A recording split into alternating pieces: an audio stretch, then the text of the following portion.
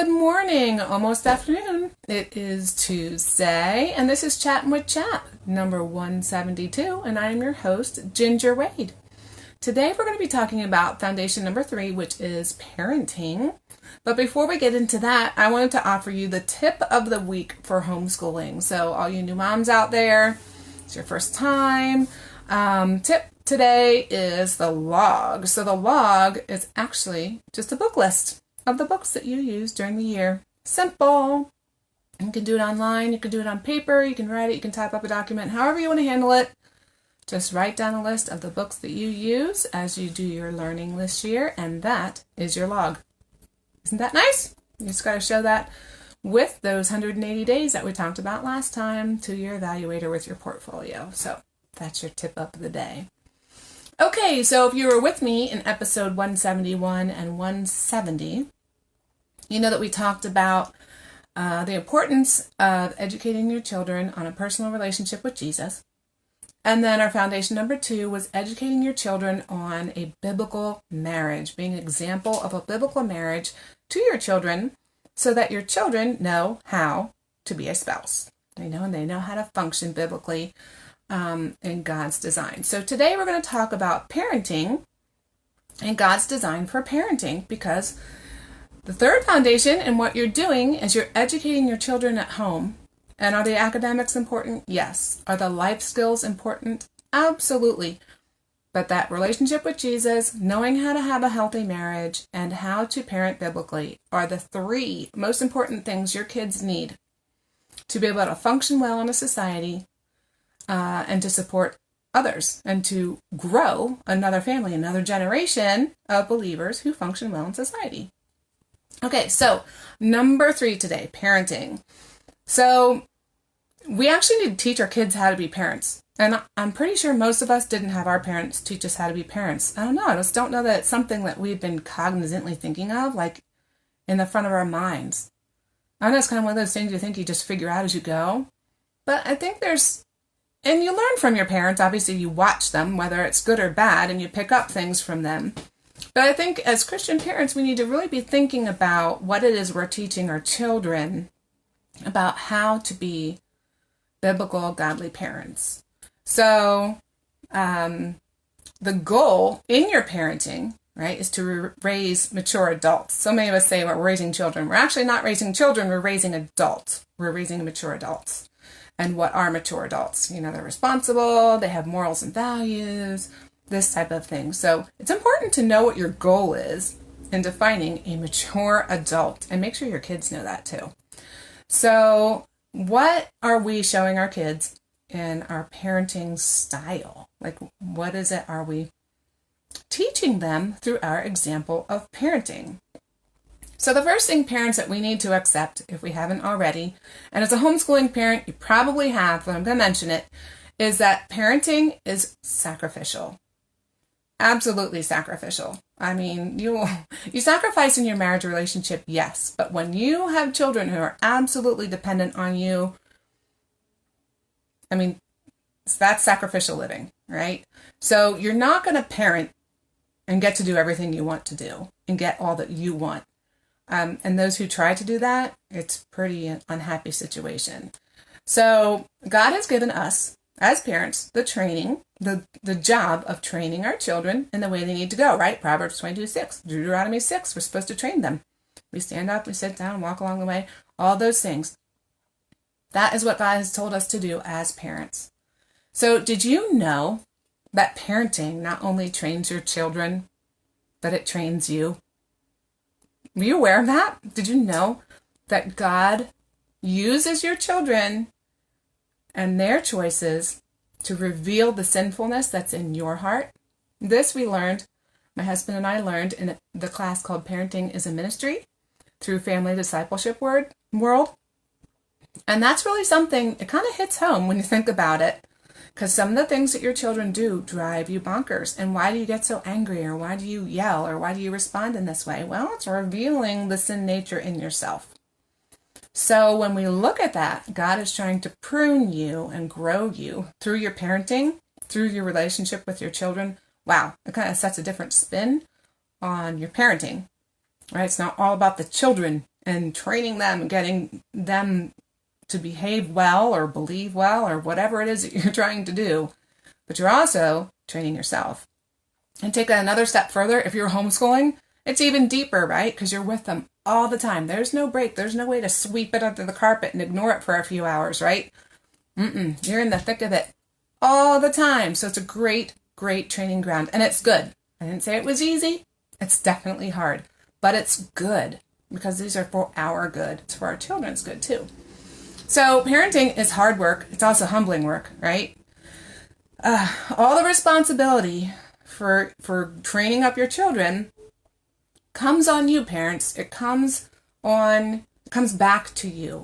So whether you choose to have your children with you all the time, or you're homeschooling them and training them and raising them up biblically on scripture, or if you choose to have the church teach your children all about Jesus through Sunday school and rely on them, or if you rely on the government school to train your children, or you rely on the private school to train your children, you are still making that choice. The responsibility of your children's training comes back to you. It is your responsibility. So, who influences your kids is your responsibility. And that is a choice that you make as a parent. In any of the choices we make, even as homeschoolers, who is it that's going to teach my children? What classes are we taking outside of the home? Who are they? Who are the teachers? And what are they teaching my children in their time with my kids? It's up to you. It's your choice. No matter what educational choice you make, no matter what church you attend, how your family interacts with these different places, the influence is your responsibility. So it's important for you to know what that influence is, right? Because you're training your children to follow Christ. So it makes sense the way God designed the family, right? So it's husband and wife in that biblical marriage relationship that I talked about in episode 171. And then together they are training their children. Couples plus children. That's how God designed a family to be. So raising children as a committed couple is hard. Raising children in a strained couple, single parent situation, divorce situation, man, that's even harder. So it's important as you're training your children to explain to them the wisdom of God's design. God knows what he's doing. When he says, do not have children until you are married, when he says sex is designed for marriage, sex produces children, there's a reason for this follow through. The idea is that you raise children in a committed relationship situation. A covenant relationship is marriage, right? His design is best. So it's important that you train your children in understanding and knowing this biblical family design. And there's wisdom behind it and why there's wisdom behind it. And you can look at it's everywhere in our culture. You can see all the broken relationships, the broken families, and the effect that has on the people. So there is wisdom in that biblical design. So as part of your homeschool, it's really important for your children to understand the wisdom behind that biblical design. So those two foundations, first, your personal relationship with Jesus and your marriage are very important first layers before your parenting layer. So you can see how they all work together and how your children need to learn all those things before they can be mature adults. So remember, kids learn by example. They learn by your example in all of these areas. Do they see you spending time with Jesus alone? Do they see you studying? Do they see you praying? Do they see you relying on Jesus in hard times? In your marriage, do they see you guys putting time aside every day to talk? Do they see you taking dates? Do they see you treating each other with love and kindness and respect? And in parenting, do they see you relying on Scripture for help and guidance? Are you teaching your children through Scripture? And here's a big one. Are you apologizing to your children when you make a mistake? Are you showing humility? When you yell at them or handle a situation that in a bad way, in a sinful way, are you going to them and saying, I apologize. I did not handle that correctly. That's not what God wanted me to do in this situation. I apologize for how I responded to you. Are you doing that? That's hard. That's hard stuff. But I'm telling you, that example is going to be what they remember.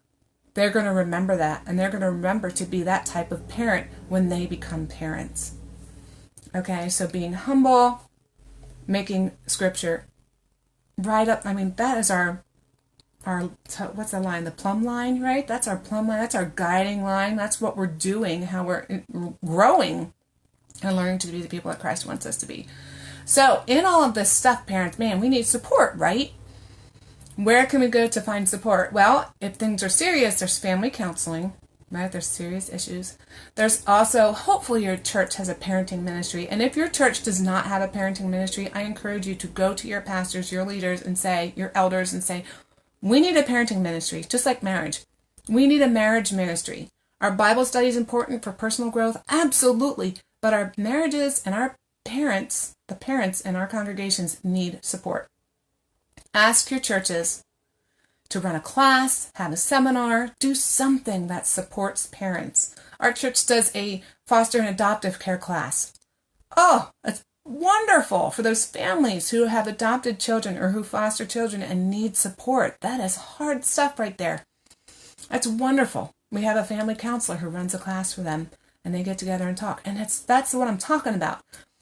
But all parents need support. So ask your church, can you ask them to run a seminar? Like I said before, Family Life has seminars. They have a parenting seminar. Focus on the Family has tons of stuff. We did Parenting as a Ministry as a class. It's an 11-week course. Man, it is intense. But the parents that we had go through that course last year were like, wow, like this opened my eyes to so many things. And it's absolutely changing our lives. And then those parents are teaching their in-laws and their brothers and sisters, and then it's changing their parenting. So like, wow, this can have this huge effect, right? If you're having classes where people are learning and then sharing what they learn. So even if you haven't gone through classes like that, you haven't done a seminary, you don't feel very confident in your parenting skills, offer to lead a discussion course, offer to lead a course anyway, and just be learning along with everybody else. That's what homeschooling is, right? So maybe at a church you offer to have a Sunday school for a few weeks where you are learning right along with everybody else. You need support. Parents need to get together. It's just like us homeschooling moms getting together at homeschool co-ops and supporting each other that way. You need support in parenting too, or a mentor couple, something, right? Get support. So putting time and effort into all three of these foundations, it's going to change you. It's going to change your family. It's going to change your children. It's going to change the world. If we get this structure down well, this biblical structure, and we get the first things first, all the other stuff is going to come along. And what we see when we yield ourselves to God and His plan is just going to be amazing. The change in us and the world, it's going to be amazing. So if you haven't seen episode 170 or 171, go check them out. It's about personal relationship with Christ and marriage. And then, so these are the foundational things we need to teach our children in our homeschool. So that wraps up our little trifecta of the most important things in homeschool. And I bet you it's not something you thought of before, or maybe you have, and that's really great if you have. But if you haven't, consider that. These are basic things to learn in order to be a functioning, mature adult in our society. And maybe there's room for I know there's room for all of us to grow. I mean, I haven't figured it all yet out. I'm still growing, and I'm sure you are too.